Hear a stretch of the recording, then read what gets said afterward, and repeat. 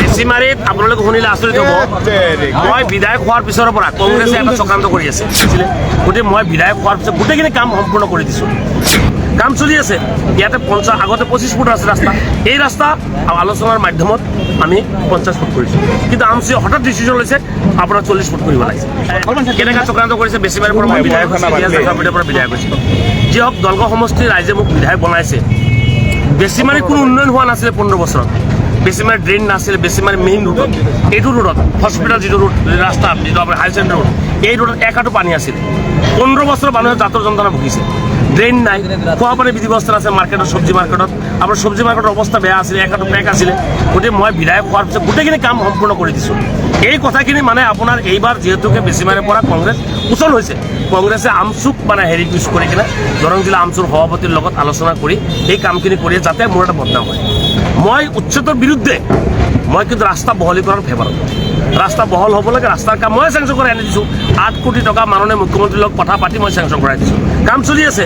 ইয়াতে আগতে 25 ফুট আছে ৰাস্তা, এই ৰাস্তা আলোচনাৰ মাধ্যমত আমি 50 ফুট কৰিছোঁ। কিন্তু আমচিয়ে হঠাৎ ডিচিশ্যন লৈছে আপোনাৰ 40 ফুট কৰিব লাগে, 80 ফুট কৰিব লাগে।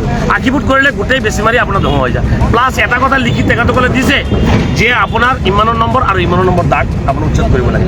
এই দাগত গোটেই বেছিমাৰিখন আছে। গতিকে আমচুৰ এই কথাটো বুজি পোৱা নাই। আমচু আমাৰ জাতীয় সংগঠন বুলি কয়, কিন্তু সেই আমচুৰ এজন দৰং জিলাৰ সভাপতিয়ে যেতিয়া নেকি লিখি দিছে যে গোটেই দাগখন উচ্ছেদ কৰিব, তাৰমানে কি গোটেই বেছিমাৰি উচ্ছেদ কৰিব লাগে। এইটো কাৰোবাৰ নহয় কাৰোবাৰ ইয়াতে প্ৰৰোচনা আছে, নিশ্চিতভাৱে কাৰোবাৰ পলিটিকেল মানে বেনিফিটৰ কাৰণে আমচুক ইউজ কৰা হৈ আছে, বাওমৰিক ইউজ কৰিছে। গতিকে এই ক্ষেত্ৰত আমি তীব্ৰ গৰিহণা দিছোঁ। মই বেছিমাৰি ৰাইজৰ কাৰণে জান দিবৰ কাৰণে ৰেডি আছোঁ। এই ৰাইজৰ কাৰণে মই জান দিবৰ কাৰণে ৰেডি আছোঁ। মই কৈছোঁ ৰাস্তা বহল কৰিব লাগে, 50 ফুট কৰক, কিন্তু ইয়াতকৈ আৰু আপুনি 1 ইঞ্চি বহল কৰিব নেকি?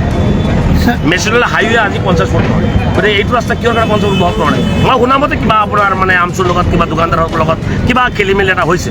আৰু এই ক্ষেত্ৰত কিছু পৰ্টেল মানে নিউজত যিহেতু আপোনালোক আছে আৰু আপোনালোকে এই ক্ষেত্ৰত জড়িত আছে। কেতিয়াবা পইচা অলপ মানে মিলাই চিলাই দিলে ঠাণ্ডা হৈ যায় আপোনালোকে, আৰু পইচা নিদিলে আপোনালোক গৰম হৈ যায়। গতিকে এই ক্ষেত্ৰত কালি শুনা মতে যে কেইজনৰ পৰ্টেল নিউজৰ মানে মানে ৰিপৰ্টাৰো মানে মঙলদৈত গৈ কিনে যানজঁট, কিন্তু যানজঁট হয়, মই মানে যানজঁট গুৱাহাটীতো হয়, মঙলদৈতো হয়। মঙলদৈত ভাঙিছে নেকি?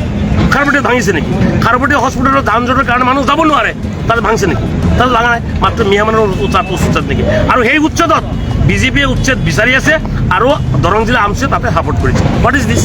নেক্সাছ নেকি বিজেপিৰ লগত? নেক্সাছ নেকি? মাইনৰিটি মানুহৰ কাৰণে আপোনালোকে কথা কওক, নহ'লে আপোনালোকে মাইনৰিটি অঞ্চলত বিলীন হৈ যাব, মাটিৰ লগত বিলীন হৈ যাব।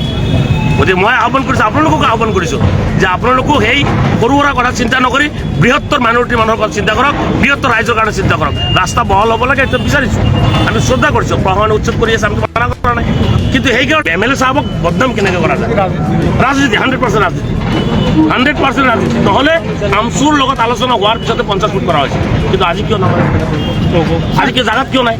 আজি আহিব লাগিছিল, ইয়াতে কমপ্লেইন দিছে, ইয়াতে ৰাইজৰ সন্মুখত ফেচ কৰিব পৰা হ'ব লাগিছিলে। আজিতো কোনো আমচুৰ সভাপতি নাই, কোনোতো নাই আজি। এই কথাটো শুনক, এই কথাটো কমপ্লেইন মোক দিছে আৰু 2-4-5জন দোকানদাৰে মোক লিখি দিছে যে আমাৰ পৰা ধন দাবী কৰিছে। আমি ধন দিয়া নাই, সেইকাৰণে আমাৰ বিৰুদ্ধে পুথি কৰি লাগিছে। ক'ব নোৱাৰোঁ, বাবুমণিৰ কথা কৈছে। বাবুমণি কোন হয় মই নাজানো, তেখেতে গম পায়।